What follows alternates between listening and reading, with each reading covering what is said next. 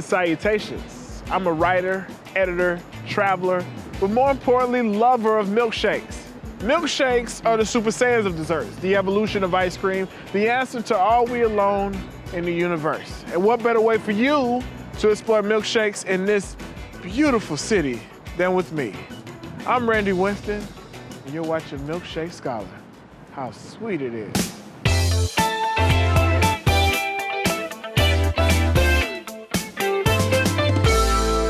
You see that?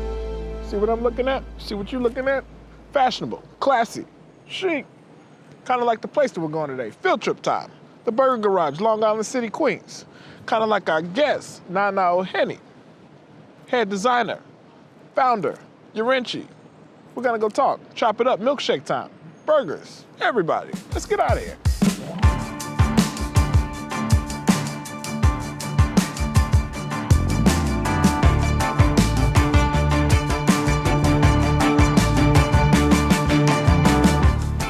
Jim, how's it going? Randy, good afternoon. Good to see you, man. Good to see you as well. How are you? Good, man, good. Excellent, excellent. Good to be back. Good to have you back. So, Jim, 10, 11 years, like, what Almost brought 11 you years. to open up the Burger Garage, you and your brother? I'm sorry? What brought you to open up the Burger Garage? All right, well, I've been working in this business since I'm 15 years old. I started washing dishes at a beach club out in Long Island when I was 15 years old. Along the way, I ventured into some various potential career moves, but I always got drawn back to the restaurant. One of us is here every day. Me and my brother are here every day. That's amazing. Very, very hands-on. We work on the line during different shifts. It keeps it fresh. It keeps it interesting. It keeps it fun when you stay involved in it. At least for me and my brother, that's important to us, is to be involved. Especially since we're in kind of a neighborhood, it's nice for the customers to see the owners here and the familiar faces, and my staff too. A lot of these, I have people here that have been here since I've opened over 10 years ago. So let's talk milkshakes. Okay. The one thing that you said people love the most is the cookies and cream. Cookies and cream. Now, I've been thinking about this for a while now, and the strawberry is always my favorite because you guys do the real strawberries in there. Yes, we do. So I want to mix that with the cookies and cream. I want to mix that with the cookies and cream. And Nana's not here yet. We call that one a screamer. Strawberries and cookies and cream. Screamer. The screamer. I like it. I like it. And I know for sure Nana's going to want to do chocolate mixed with cookies and cream. Okay. So we'll do that. Chocolate with cookies and cream, strawberry with cookies and cream. Screamer. That would not be a problem. Thank It'll be you, my man. pleasure. Good to see you. Randy? Yeah. Pleasure. Let me go make those shakes for you. Perfect.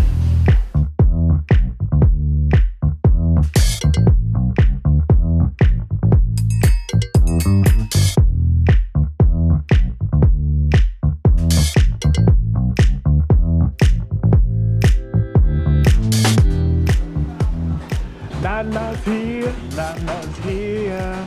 Hey, hey.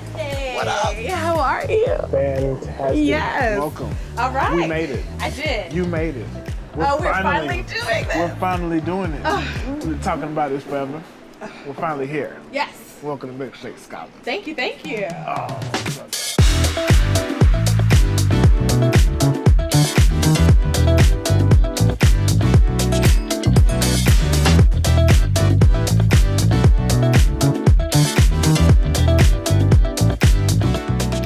Naana Yes. Ohene. Mm-hmm. How was that milkshake?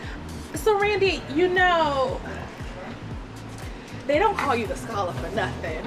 And as somebody who, this is the second milkshake I've ever had in my entire life. Oh, I'm enjoying this. Second after the first one that I had with you. Put my hat on backwards. Yes, Naana. This is an amazing milkshake. Hey! And I'm very skeptical because I don't do the milkshake. You are. I was nervous. I typically, my mantra was I didn't understand what the whole hoopla was about because the milkshakes are just a couple of melted ice cream. Why you got this? But this milkshake? right here, no, Amazing. it's amazing. This is so good. So I'm gonna run you through my rubric. Okay. Oh, there's okay. I have a Milkshake Scholar rubric. Sounds good. Can I take you through? Please. So the first measure is 4 measures. Okay. First is flavor. Okay. Flavor, richness, boom, boom, boom. Got it. Characteristics of the flavor. Then you got your flow. consistency. Oh, Boom. okay. Hospitality, of course, the ambiance. Got it. And then the last is suede. And the suede is, how does it look? The presentation of the milkshake. You know what I'm saying? You know about presentation. You know about I presentation. do know a little something about presentation. Yes. So that's it. Okay. That's it. So what is, are we, it's like a 1 to 5 or 1 to 10? See, I like to go 1 to 3, but you know what? Because I'm a milkshake scholar and I'm not the only one, I leave that open to anyone. Anybody can study milkshakes. So some people might want to do one to start a school of milkshakes. University, university. You can get a degree in everything. You know what I'm saying? So if you had to, like, you're in fashion, you understand looks. So if you had to take everything about the milkshake, the taste of it, the look of it, what would you say this kind of style is? What's the style of it? You know, this feels like no fuss, no muss. We know that our milkshake is good. We don't have to add any extra fluff to it. It's not that wholesome. If you just want a really good product, classic. Boom. That's what this is. I like that. Yeah.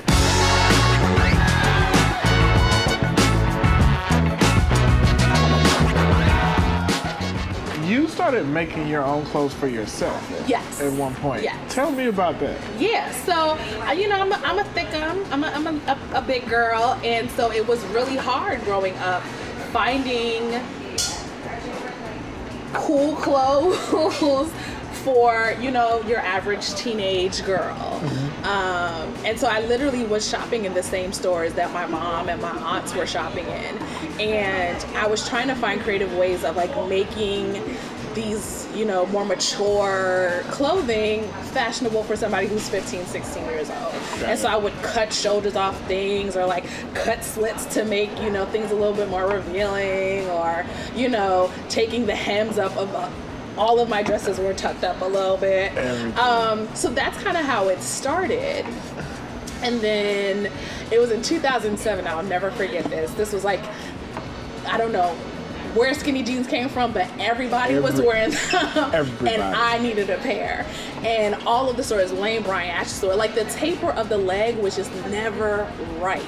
And so I remember I used to like hand sew the bottom of my jeans to try to get my fit together, and I was like, there has to be an easier way of doing this. So I think that Christmas I took my Christmas money and I went to the Target in White Plains by my house, and I bought my first sewing machine, and that's literally the only reason why I got the sewing machine was so that I can taper the legs. 2007. 2007. Good Lord. And then I remember I think Christmas was during the week that year. That weekend I went to my grandmother's house. She showed me how to thread my machine, a couple of stitches. She gave me a ton of fabric, and she was like, figure it out. Game changer. And then it was over. Game changer. It was over.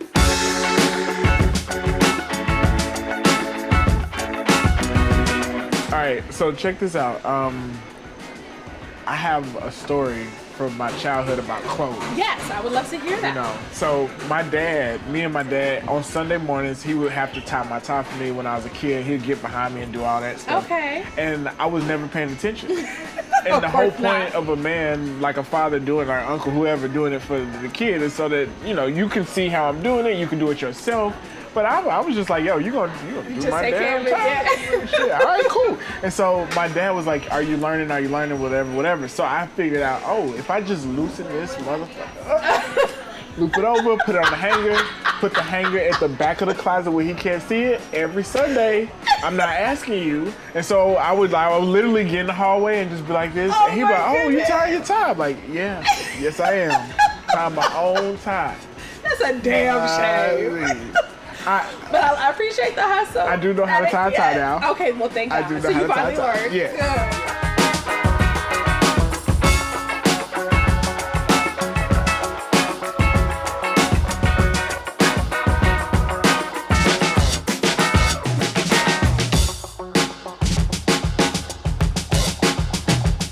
So you are the founder and head designer of YIRENKYI. Yes. Talk to me about the origin story of that name. Okay, so in 2012, my father passed away. And around that time was when I was like really debating whether or not I was going to start the brand or not start the brand. Did I want to pursue fashion? Did I just like it being this little thing that I do here and there? Or did I want it to be like this viable thing, this real living, breathing thing that like could be potentially a career for me? And so in putting my father to rest, it was kind of like a way of, you know, kind of paying homage to him, attributing him, because my father he had an amazing entrepreneurial spirit. Like when we were younger, he actually had a t-shirt line when like graphic tees were like a brand new thing in Ghana.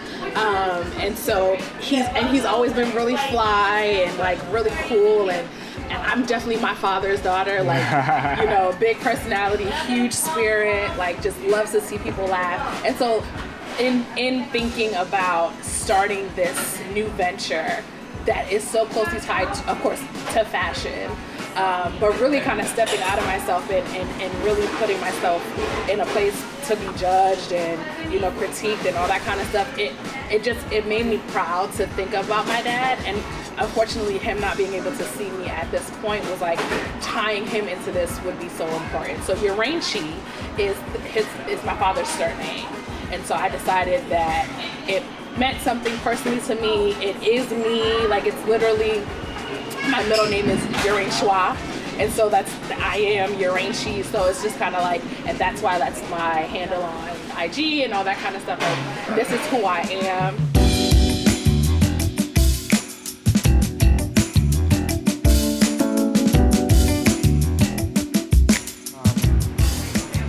How important do you think it is for students or like young people that are coming up to see a woman of like a black woman designing? Like, I think it's so important because, to be very honest with you, if it wasn't for my grandmother, I don't think that I would be where I am today.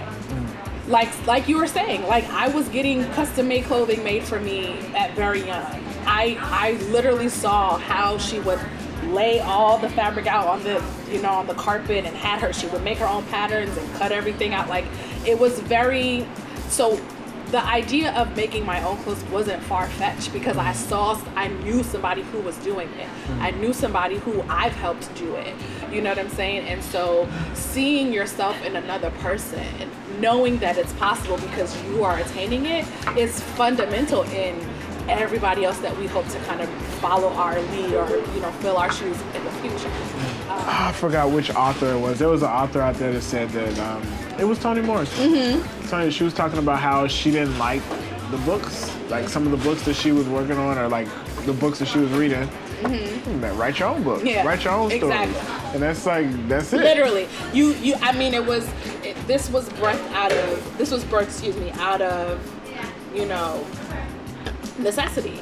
I was not finding the kinds of things that I wanted to wear. And because I knew that regular people make clothes all the time. My grandmother makes clothes all the time. Like, this is not a thing where it's like, I need to go to a store to purchase it. Let's take the time out to think about how I could do this for myself.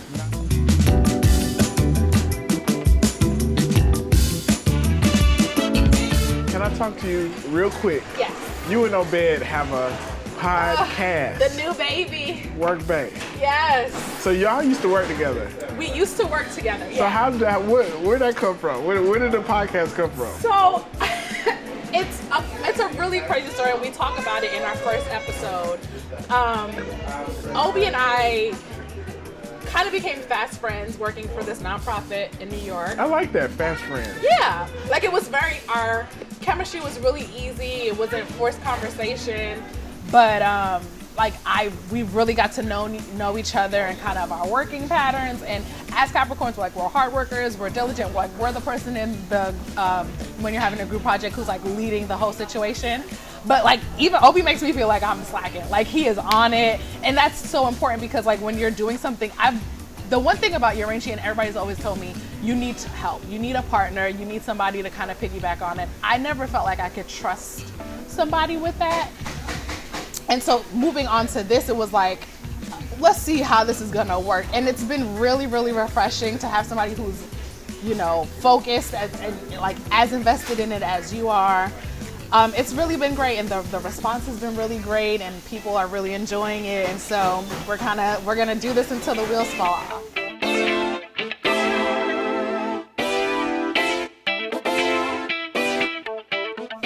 want to tell anybody anything? You got any bays out there? I don't have any. Any boo things? No boo things. Just thank you. Thank you so much for allowing me to be interviewed. I remember when we had our first milkshake. Wasn't as good as this one, but we digress. And I remember I challenged you to start this, and I'm so proud of you, friend. After I failed. Yes, after you lost the bet and took me to dinner. But you're here. Yes. You're here, and I'm so proud of you. And I'm so excited to see where this goes. But yeah, no, I'm good. I just want everybody, watching. If you see a black woman up down the street, just tell her thank you. Tell her thank you. That's all you can do. Thank you. You're very welcome. And thank you. And Jim, Milkshake Scholar, the Burger Garage, Long Island City. We out of here. Bye, guys.